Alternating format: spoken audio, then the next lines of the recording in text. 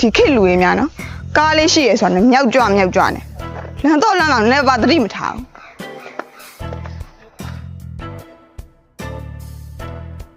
အော်တွေ့ပြီငါ့ကိုပုတ်ဆွဲသွားတဲ့ကားဟမ်ပိုင်ရှင်မကောင်းတဲ့ကားပဲဒီကအဲ့တော့နင်းပိုင်ရှင်စာနင်းမဲ့ခံလိုက်တော့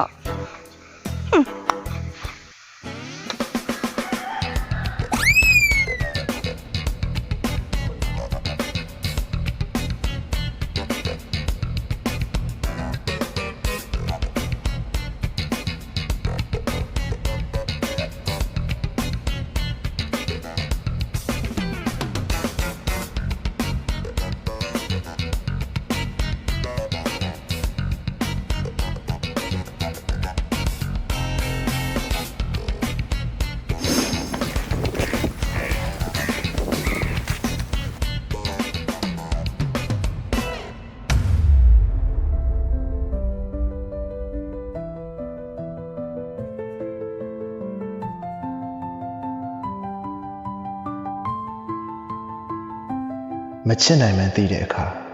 တစ်ခါသိတယ်မဆွလွတ်နိုင်မှန်းသိတဲ့အခါ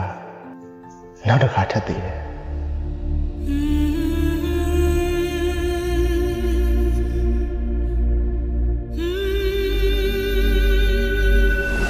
ဒါဆို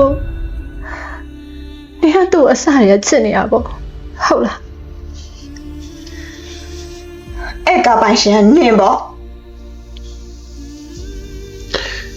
ဟုတ်တယ်မင်းကျွန်တော်ကမင်းကိုသူ့ထက်ပိုပြီးတော့တွေ့ခဲ့ပြီးတော့သူ့ထက်ရင်ချစ်ခဲ့ရတဲ့လူပါ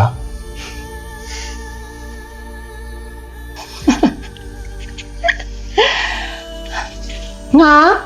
မင်းကိုကြိုက်တယ်နေရသူ့ကိုကြိုက်တယ်သူကငါ့ကိုကြိုက်တယ်